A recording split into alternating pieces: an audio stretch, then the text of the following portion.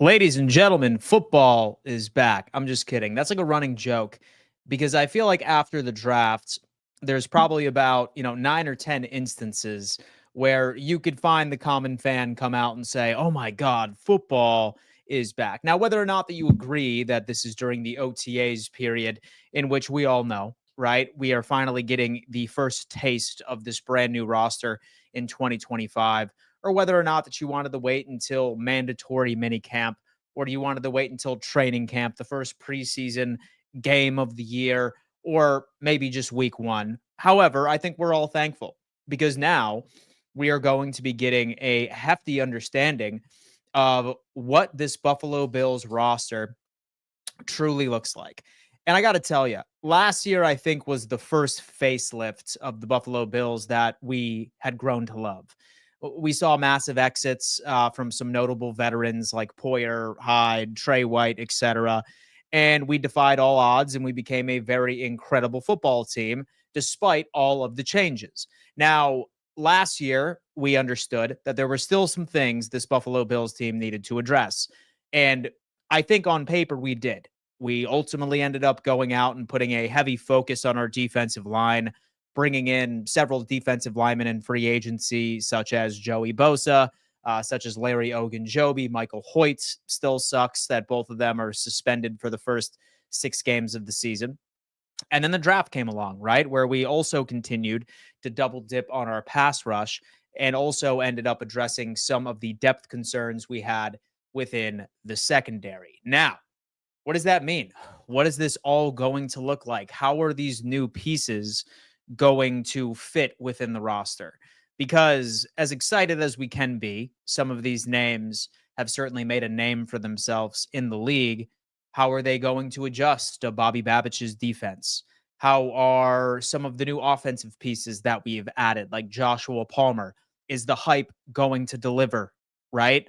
We get all of those answers today for the first taste of what this Buffalo Bills practice era is going to look like. So, on today's episode, I wanted to unpack some of the biggest storylines that are centralized around the Buffalo Bills sort of first day of OTAs, and then I also wanted to make it a large Q&A segment where I get to get a taste of exactly what Bills Mafia is thinking, what storylines they care about, and yet another edition of Don Mafia, the Don Mafia Report. Folks, I hope each and every single one of you had a wonderful Memorial Day weekend. I certainly know that I did. I took some time off away from the content world for the most part. And I'll tell you what, I am recharged. I am ready to go. And I am ready to unpack everything that our favorite team has to bring toward us. Please do me a favor, smash that like button if you haven't had an opportunity of doing so already. Subscribe to the channel and turn on bell notifications because, as you know, I speak for the first 10 to 15 minutes.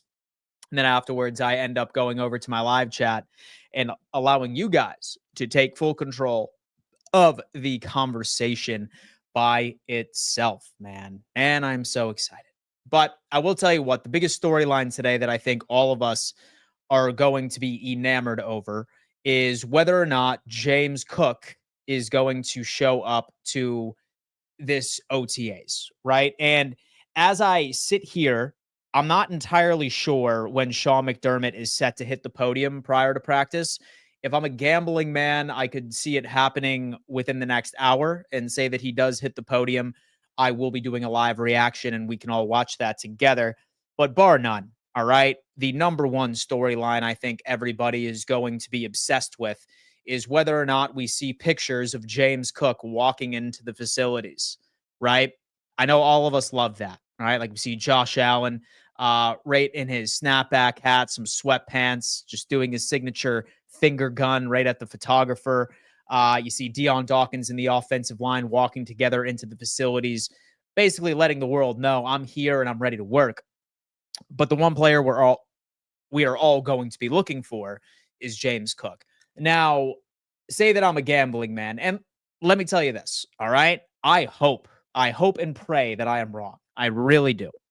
I really hope that I am wrong. I'm going to be celebrating like no other. If, for example, I hear word that James Cook is there, he is ready to put in work and make it happen. But I don't think that he shows up today. And do I think that that's going to cause for a massive outcry from the fan base? And do I think that you need to lose sleep over this or worry? No, I don't. One thing I always like pointing out is that, like it or not, this is voluntary. This is voluntary. I like to put this into perspective where while these guys are playing football professionally, right? Like this is their career, folks. Like this is their job. All right. And I oftentimes like to make a comparison of how you would react if your employer gave you an optional exercise or an optional day at work, right? Safe to say that several of you probably wouldn't take advantage of an optional day at work. I'm sure some of the people that are very career driven that want to show up and make a name for themselves within the company will, but rest be assured if, for example, like your employer had an optional Saturday workday, right? It's like, hey guys, listen, we're doing an optional day, no extra pay. All right. However, Saturday, if you want to come in, this is entirely voluntary so we can hit the ground running next quarter in Q3. We're really trying to hit our goals. So when players don't show up to when players don't show up to voluntary exercises, it's not typically something that I worry about, right? As long as he is staying in shape on his own, he's conducting workouts here and there, I'm completely fine with it. So once we end up getting the inevitable news that James Cook is not showing up today, I wouldn't worry too much. Now, of course, when it comes into mandatory camp, like mandatory mini camp, and he doesn't show up, which I am predicting he's not going to either, maybe then that's a cause for worry of whether or not. But again, I will stand put and I will stand pat and suggest that I think that James Cook is going to play in week one, minus a couple of heart attacks that he plans on giving us throughout the said season. So watch for that. Don't freak out entirely. It is voluntary. I think James Cook will not show up. If he does, I'm going to be a happy camper and I will be the first to report on it. I can promise you that. So storyline number one is James Cook. Don't be surprised if you do not see him show up today. That's all I got to say. Number two, this is something I'm excited about. I want to get a good understanding of how Max Harrison does against our starting wide receiving core. I want to get a good understanding of how he plays against some of the vets. Now, it's still largely going to be up for debate because he is a rookie, and I'm not even entirely sure if he's automatically going to be running with the ones. However, I still want to see how he matches up in one-on-ones. Now, it's hard to get a good understanding of what a player looks like during this point of the offseason training program, right? Because they are all in shorts and t-shirts. I'm not one that's going to be salivating over a couple of clips of Josh Allen in shorts and a t-shirt throwing a pass right to so with a Keon Coleman, and for example, or making a crazy throw or a crazy catch, etc. When I know all these players are going 40 to 50% of their overall game speed. However, I will say that when it comes into wide receiver and cornerback matchups, even as early during OTAs, I think it tells you a hell of a lot more than it does in other key positions. And largely, I want to see how he adapts. I want to see his explosive first step. I want to see his recovery speed. I want to see his ball hawking nature. And more importantly, I want to see what he does against some of our upper echelon type wide receivers. I would love to see a Max Harrison / a Keon Coleman matchup today or throughout this week.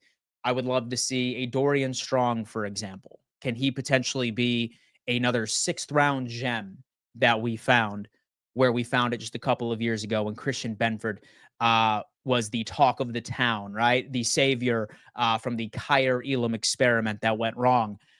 Really excited to see what the secondary looks like from this perspective as well. And then last but not least, I feel like I want to get some answers from our wide receiving room and not from the guys we know, right? And so I know Khalil Shakir is going to do well. And so I know that, again, he's probably going to be the most targeted wide receiver we have on this roster. I do suspect that Keon Coleman is going to take another step, but we're not going to be able to really get a good understanding, I think, until pads go on, because that's just the type of wide receiver he is. He wins by physicality, right? However, I do want to see some of our two recent free agency acquisitions, and that's Joshua Palmer and that's Elijah Moore. I'm starting off with Palmer here because, again, Bean ended up paying this man quite a bit from a guy that was only a wide receiver number 3 over in the LA Chargers. And I understand, listen, his intangibles are there. And the intangibles on paper suggest that he had a bunch of untapped potential, has done very well against quality competition, i.e., the Kansas City Chiefs, in his young career already. And we gave him a contract for somebody that should be a wide receiver 2, dare I say, a low level wide receiver number 1. Show me exactly that B knew what he was talking about. I got to see Joshua Palmer have some early wins this year. I think that we possibly can see that. And then number 2, it's Elijah Moore, right? Last minute free agency acquisition. And this, I think, was a response to that the draft board did not fall so the way Buffalo wanted it to go out and find a speedy wide receiver that can line up on the outside. And the biggest excuse I see from many people from OTAs and from many people across the league about Elijah Moore is that he has never had an appropriate environment for him to excel. He's still young, right? Like, he still has a lot of upside. He has that speed on the outside, right? Like, he has reasonably solid hands. But make no mistake, dude by himself has never really had a quality QB, right? So dude went from Zach Wilson, and then he ended up going over to the Cleveland Browns, who we all know had a terrible, terrible quarterback carousel for the past couple of years. So this is going to be the first time where Elijah Moore genuinely has zero excuses. Is he the dude we all thought that he was going to be in the NFL compared to when he played in college? I think this is going to be a day, especially within these next couple of days of OTAs, where we start to get answers. Because largely, of course, and depending on who you ask, he's wide receiver 5 right now. Let's see if he can really end up solidifying that spot, or maybe it's just preseason hype. Who remembers last year when all of us were pumped that Chase Claypool was going to shock the world and make this team as wide receiver number 5? I'm getting those vibes right now. I'm feeling a bit more confident that Elijah Moore makes this team rather than from what I saw in Chase Claypool last year. However, we shall see. So a lot of questions will be answered this week, at least from the beginning stages. And I'm very excited to see how it all kind of plays out. Guys, like I said, I believe Sean McDermott should be speaking to the media sometime soon. He may be going live while I am live on today's episode. And if that's the case, I will go on ahead and I will live react to it on said stream. But for the remainder of the episode, I would like for us to dive into a Q&A segment. In order for me to easily decipher in between questions and statements, please do me a favor and label them appropriately. Say that you have a question, please just label it with a Q dash or a statement with an S dash. So that way I can make sure I give a wonderful experience to anybody that is listening to the replay of this episode and or on Spotify and Apple Podcasts. Super excited to dive in and see how Bills Mafia is feeling about day 1 of OTAs. Football is back, baby. Let's get into it. But anyway, I do need to give a giant shout out right before we dive in to William Mattar. Folks, if you were ever hurt in a car, you better call William Mattar, #1 car accident attorney in the state of New York. I would never wish a car accident on my worst enemy, but say, for example, that it does ever happen to you, you have to find the right representation and look no further than William Mattar. Shout out to William for being a proud sponsor of said channel. And without further ado, let's dive in to the Q&A segment. Folks, again, do me a favor and label each and every single entry that you put in with a Q dash and or an S dash so I can make sure that I can put the identification on the appropriate linguistics. Let's hop in. Calvin with a question. What is going on? We have a debate going about Palmer being better than Hollins. I am on team Palmer is better. Thoughts? So I got to tell you what, man. This is probably one of the most controversial takes I have. So right on this channel. And it shouldn't be controversial. It shouldn't be controversial at all. Because when you look at Mac Hollins, right? Nobody wants to acknowledge the fact that he had like 300 something yards last year. Like, of course, he had a couple of touchdowns, but I feel like Bills Mafia is very forgiving. And it's just a perfect example of it's not what you've done for me, but it's what you have done for me recently, is when you end up judging and putting love out there, right? Like Hollins had some pretty key drops at the beginning of the season, right? Like let's reflect all the way back to the Houston Texans game where Josh ended up uncorking a beautiful pass to him and it went right through the breadbasket. Like you were to just scroll through X. And I mean, honestly, I just challenge you to go out ahead and look through specific tweets during that game against Houston last year. And you had people absolutely going crazy about Mac Hollins, be like, why the hell is he on the team? Blah, blah, blah. So I think that a lot of Mac Hollins' appeal had everything to do with his personality and what he provided for the locker room, right? It had to do with the fact that he was just, I suppose that he was unique, right? Like he would like walk around barefoot. He ate with his bare hands. He walked in dressed like Fred Flintstone a couple of times, had some like really crazy outfits. I feel like people fell in love like with his personality and his locker room presence. As far as a football player, I largely was never on to the same page that he was somebody that we should have paid $10 million dollars a year to, right? And I think that Brandon Beane in that front office agrees with me, or otherwise they would have matched the contract that the New England Patriots ultimately ended up giving to him. Now, Mac Hollins is a great special teams contributor, and that's something that I will certainly acknowledge by itself. But some of the ways that people talk about Mac Hollins, like you would think that he was a perennial, like 700, 800 yard wide receiver that had like 10 plus touchdowns, right? But he largely was just a situational guy that most defenses never really planned for. And most defenses always kind of had him like be the wide receiver that made like, hey, look, right? Like we never, so most defenses never game plan to take Mac Hollins out of the game, right? So he was largely the odd man out. And they were just like, all right, say that the Bills are going to beat us. They're going to have to beat us with Mac Hollins. I don't really think that he ever had like quality matchups against him, slash never really went up against upper echelon DBs. So I think that his overall like pedigree was largely inflated.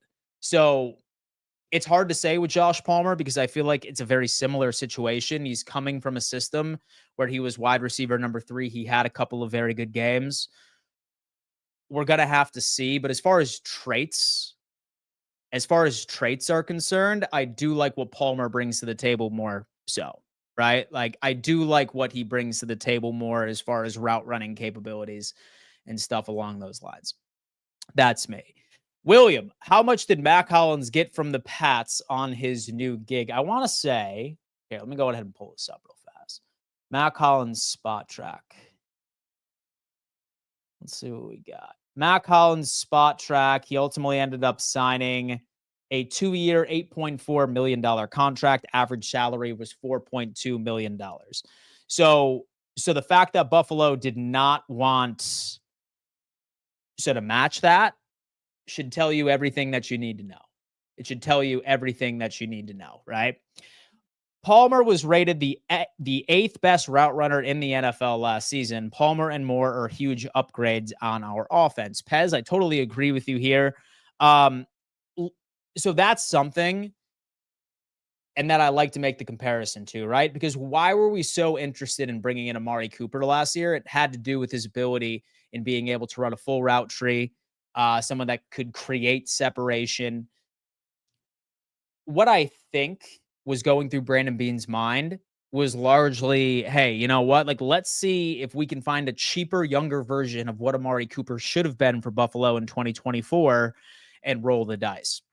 So Amari Cooper and Josh Palmer, say that you were to ask me, at least on paper, are very similar wide receivers as far as skill set is concerned. So I think Palmer shouldn't be looked at as a Mac Hollins replacement. He should be looked at as an Amari Cooper replacement, right? Although it's unfortunate that we didn't have an opportunity of truly seeing what Amari Cooper could have been for this team because he spent his first couple of games learning the playbook and then he was hurt for the remainder of the season. that's just kind of where we are at. Carvin, any update? I just popped in. Carvin, we're just sitting here having an open conversation about OTAs right now, things that we will be looking for, and also waiting to see if Sean McDermott, if he hops on the podium so we could listen to that exclusively. Mac Hollins played above the skill set that was great, but not sustainable. It was the right move getting Palmer and cutting Hollins. So Hollins was wonderful in special teams, right? Solid blocker. But somebody who is also an incredible blocker that does not get enough credit is Keon Coleman. He is a wonderful blocker. He really, really is, right? So I think that's kind of what was going through Buffalo's mindset. Was just like, okay, yeah, he brings a lot to the table in special teams. And yes, he's a solid emergency wide receiver. But I mean, really, at the end of the day, say, for example, that Buffalo is not willing to match a $4 million salary in 2025, then I think that tells you something, right? I think that it does. Let me see. The Entertainer, how does it feel to have 0 Super Bowls? I no longer allow 13-year-olds in here that just yap about nonsense. Mods, please block this kid. Thank you so much. We have Deoxys is coming in. If Josh Allen is presumed to be good, then why can't the Bills win a Super Bowl? What is the problem? Defense, coaching, and the offensive line or ownership. So the one thing is that one thing that frustrates me, right, is most people come out and say, oh my God, how has this team not won a Super Bowl, right? And one thing I always like to point out is that each and every single year, there are 31 losers, right? And guys, I hate to be the bearer of bad news, but for the past 10 years, right, how many teams have won a Super Bowl? 4, 5, maybe.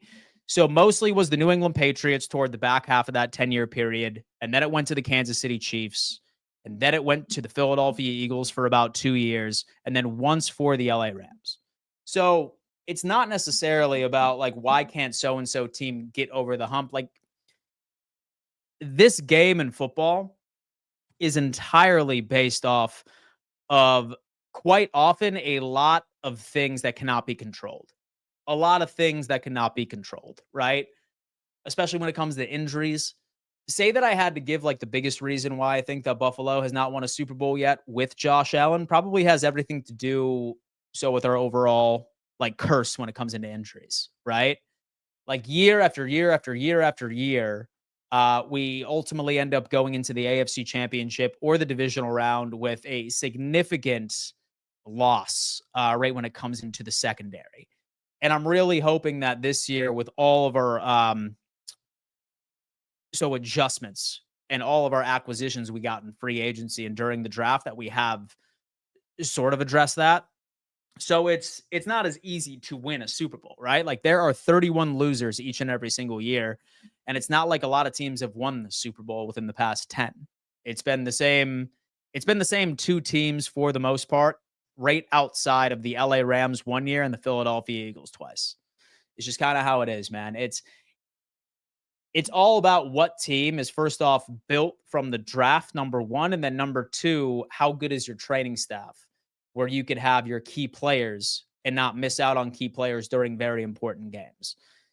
It sucks, but hey, man, listen, I am hoping for the best this year. I am hoping that we can stay healthy in all of the right areas and we can go from there. How many more seasons do you think Allen has left before he drops off? His ability to scramble and run over DBs won't last forever. We have MT Dueling is coming in with a great question. So in my opinion, man, I really have a gut feeling that his mobility part of the game maybe has another 2 years, maybe. So that's why I think it's equally important. So to make sure that we continue investing in our offensive line, make sure that we bring back this squad as long as humanly possible. And then maybe it's time for us to go out and make sure that we get a solidified wide receiver number 1 and a quality running back right in the draft, right? We end up shifting our overall strategy right in the offseason for finding those things. Because we can get away right now without having a true wide receiver number 1 on this team. And we can get away without having a Saquon Barkley running back on this team because of the kind of quarterback that we have. And that's Josh Allen and his ability to extend plays with his legs and also his ability to actually score, right? like with his running capabilities. So in my opinion, like at high level, so without him risking any sort of injury, I think we might have 2 more years. And then eventually he's probably going to revert back to just being a pocket guy. And once he's a pocket guy, it is going to be equally imperative that we still have that dominance on the offensive line, and we probably need to go out and invest in a true wide receiver number one. I'd say right about like year 3 from now. That's my thought. Palmer over Hollins, and so are you taking more over Hollins too? Yeah, for sure. For sure. 110%. Statement. And so I'm really interested to see if our pass rush gets significantly better than last year's. I felt like we could be one of the best in the league depending on the Bosa production. It's tough to say, right, Keith? Because I feel like for years and years, I have been hoping and praying that we could finally have one guy on the defensive line that could get home and get 10 plus sacks. But it just always seems to be less than inspiring, right? Now, on paper, so we should. As long as we have a heavy rotation, like right within this defensive line, we should be better than last year. The number one thing I want to see is stopping third down conversions, because that was plaguing the Bills last year, and that always goes to the defensive line. Like, that's why we couldn't stop third down conversions, was because quarterbacks had all the time in the world. So on paper, yes, we should. We should have a significantly better pass rush, but unfortunately, that is one of those things that I feel like we won't have an answer to until about week 1. Or halfway through the season, at least. And let's hope that Bosa can stay healthy, man, because when he's healthy, he is one of the best edge rushers in the league. He is. Which new wide receiver is under the radar for you? That's a great question, Brody. I'd probably have to go with Palmer, right? And so I think that he has a lot of upside. And so his traits really remind me of what Amari Cooper is, as far as his ability to run a full route tree, solid separation, has solid hands. He's destroyed the Chiefs before. It's just, it's where it's at. It's where it's at, man. Scott has come in. Time to go bust Nick Wright's balls in his pod. Love doing it twice a week. I have to put people in their place when they get out of line. Look at that. DTN. Were there any Bills players absent today in OTAs? I haven't seen anything yet based off of official reports. However, if I'm a gambling man, I would assume James Cook is probably going to be on that list of names, if I had to guess. Robert, with Josh Allen is great, but he can't do it all. Football is a team sport, and with everyone has to do their part, and not to mention, unfortunately, seen factors such as injuries. I mean, honestly, man, like that's really what it comes down to, right? It comes down to that. It's what team can not only be built from the draft from the beginning, have quality chemistry, but one factor I feel like a lot of people don't put into consideration is who is the healthiest when it comes into the AFC Championship. Like, who has the most quality depth pieces? Like, who has the most significant drop off from first on the depth chart right all the way down to the second? It's a large game, man. You know what I mean? Ted, Bills could have controlled not playing prevent defense in the 13-second game, or not being able to move the ball in the last couple of drives in last year's AFC Championship game. So I will give you the 13-second game for sure. Question. And do you think any non-camp body free agents will be signed? I want a Julian Blackmon or Jordan Whitehead, but that's not reasonable. So I think when it comes into it, man, I think that we're kind of finished with going after big names when it comes into training camp bodies, right? I feel like we'll probably bring in about like some 6th or 7th year vets, and that are largely journeymen from now, but I would be shocked if we brought in any big name at this point. That's me. Erica has come in. Who do you think is going to be RB1 next season? Do we draft one? So it really all depends on what we do with James Cook, right? Say that I had to guess, and say that I were to predict what's going to happen with James Cook. He's going to play this year. He's going to have the best season he's ever had as a pro. And then I think that we're going to make him walk in free agency next year, and we're going to draft a running back in the first or the second round. I'd say likely the second round, right? And so I'm still high on Ray Davis. So we'll see exactly how he performs during training camp and in the preseason. And so I do think it's reasonable to predict that he's going to have several more touches compared to what he did last year. But it's still up in the air. It is still up in the air. We have Brendan Day has come in. I can't wait to see Brady and this offense in year 2 together with much better wide receivers, in my opinion.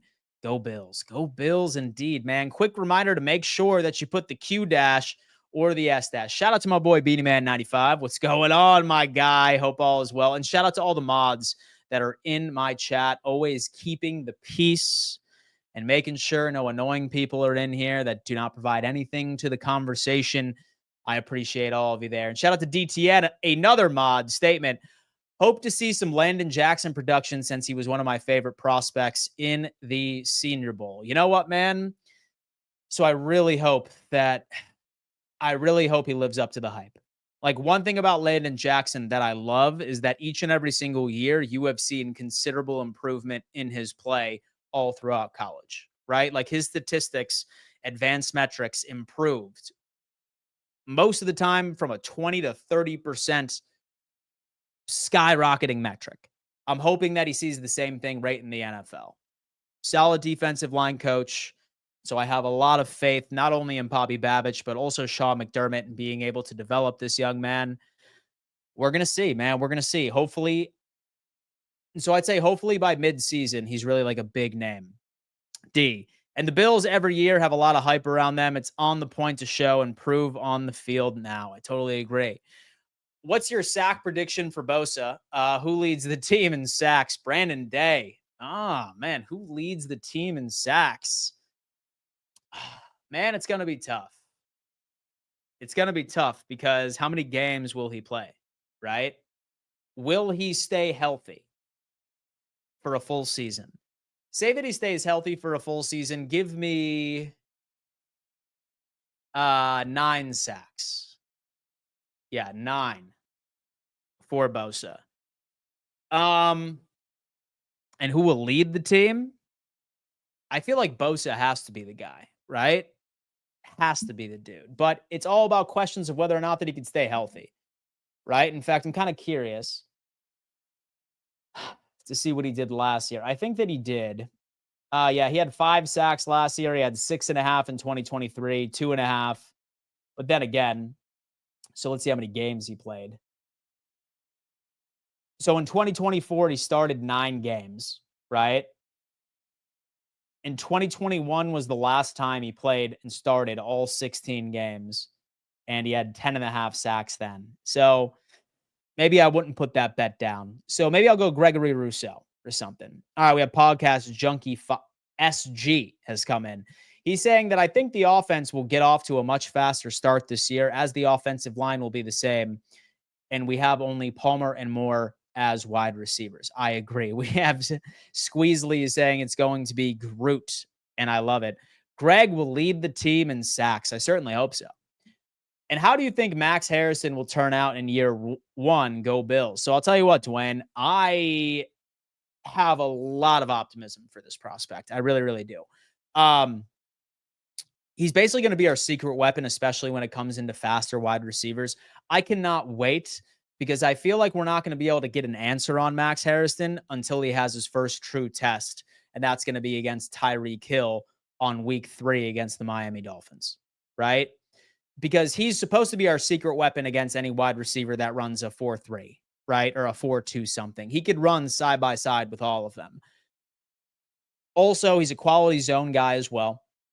But so I do have a lot of high expectations for this young man, and I hope he does not disappoint. But I have a feeling that he will not.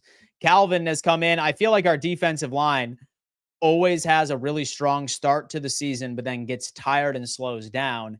The new additions should hopefully address that for sure, right? It sucks that Ogunjobi, and it also sucks that Michael Hoyt are suspended for 6 games due to PEDs. I'm hoping that those guys get back sooner rather than later. Guys, 147 of you are currently in the chat right now, and I sincerely appreciate that. Please do me a favor and smash that like button. And so the goal for each and every single stream is over 100 thumbs ups. That ends up propelling it out to the YouTube algorithm where more Bills fans can be a part of the conversation. Right as you know, I love including my live chat audience into each and every single episode. Because let's be honest with ourselves, man. Bills football is about Bills Mafia. It is about the community, and I want to hear what everybody has to say. And that's even including other NFL fans that just want to talk ball with me Monday through Friday at 10 a.m.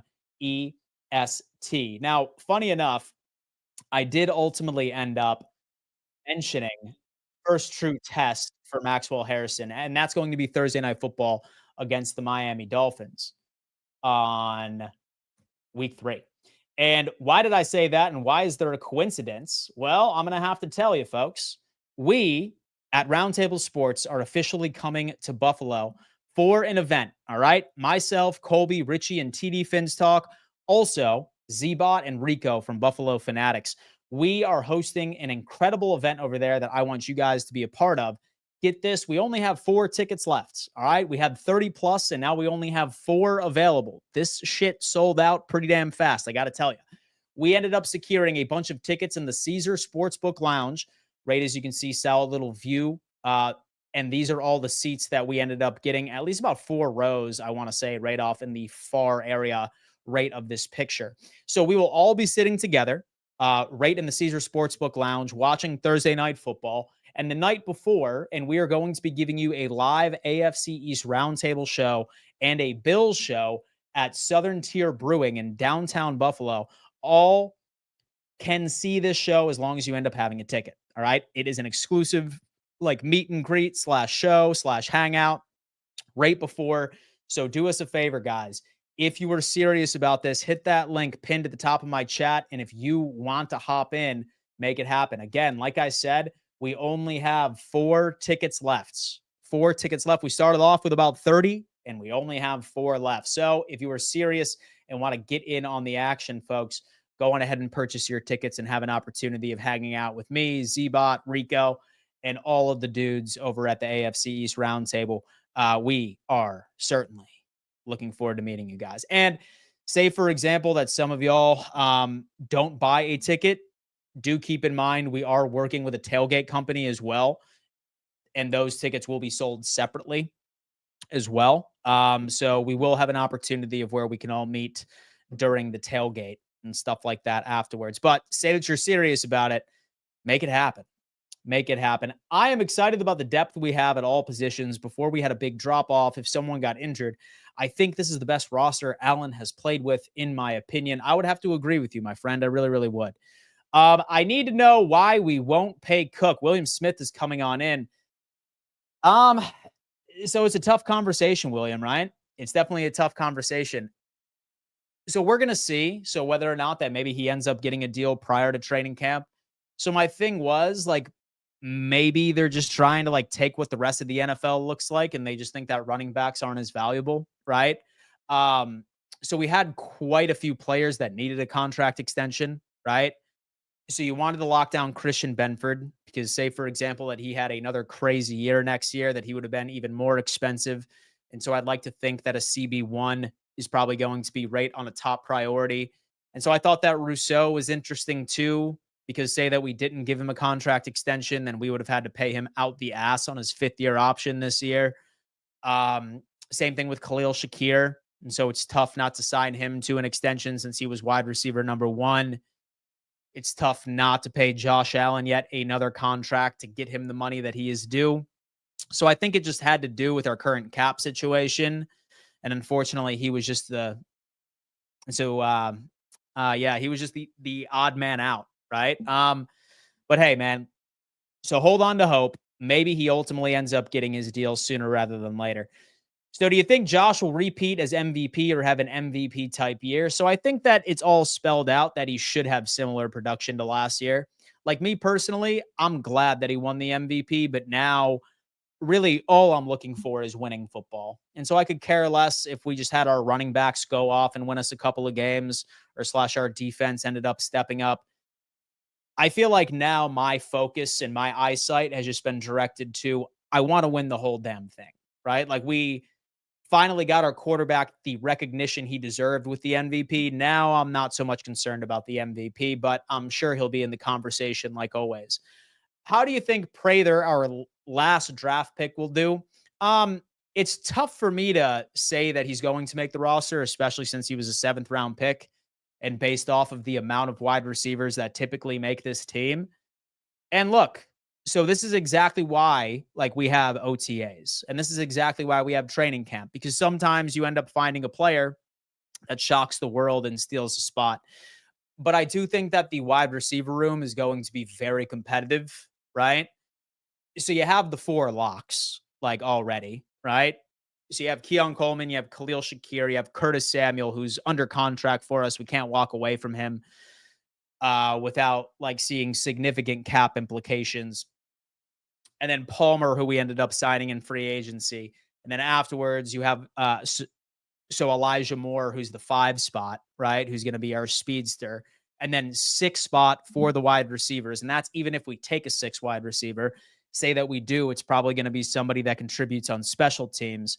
So I think Prather's best shot at making this roster would have to be from a special teams perspective. But hey, listen, I'm very excited to see how he does. And I would be celebrating if he ultimately ended up dead. Thoughts on Travis Hunter's marriage, specifically the no prenup part. Best of luck, Travis. Best of luck, my friend. I hope it was the right decision. Thank you, Buffalo Bandits. You make Western New York proud. I did see the Bandits are a 3rd-time champion within the NLL. Awesome. And I am a Giants fan. I wish I could come hang out with you guys, but I have some other obligations that prevent me from buying a ticket. Hopefully you guys do another event I can attend. D, well, let me tell you what, man. Hopefully one of these days we'll be able to do a Giants event for Roundtable Sports. That is certainly the goal, my friend. Dan, I could be wrong, but so far from my research, and so the running backs in the 2026 drafts aren't good, and there's not many good ones. I guess it would be Ray Davis time then, you know what I mean? That, or maybe we end up signing James Cook to a solid contract after next season. With Josh Allen got the 1 Madden Game 2 MVP and hopefully a Super Bowl soon, that would be incredible. Allen, what up, dude? How you doing? Dan, and there are a lot of good free agents still out there on both sides of the ball. And do you think we pick somebody up? It's kind of tough for me to predict that, especially since like we're pretty low on funds right now. And so we ultimately ended up doing a hell of a lot more than I thought we would, like based off of our financial situation. But so I'm not ruling it out, but I will say, Alan, I would be shocked. And so I would be shocked if we brought anybody in, like barring some sort of injury, like say that we have some crazy injury or something, then maybe like halfway through the season, or maybe we end up making like a trade closer right to the trade deadline. I don't know, but I just have a gut feeling we're done. Brandon Day, since we have an everyone eats mentality, what amount of yards for Keon Coleman would be considered a good season? So I don't know if yards is the metric that I'm going to be looking at for Keon. It's probably going to be more so of his red zone targets and touchdowns, right? And then also his contested catches. That's what I'm going to be looking at as far as whether or not I would consider him to have a jump in year 2 is touchdowns in the red zone, because like he's a big dude, right? Like he's a big bodied red zone target. And that's what I think is his best opportunity to bring to the table. But yards, I would say that like 600, 700 might be pretty solid, but we will see. But folks, that's going to have to do it for another edition of the Don Mafia Report, live Monday through Friday at 10 a.m. EST.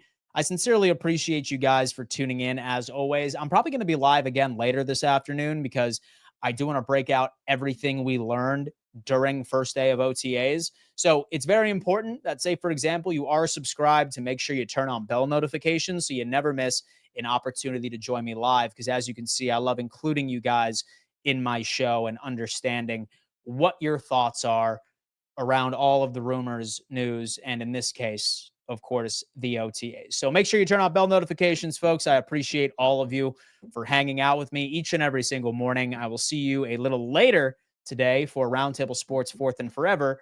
And we will see you soon. Peace.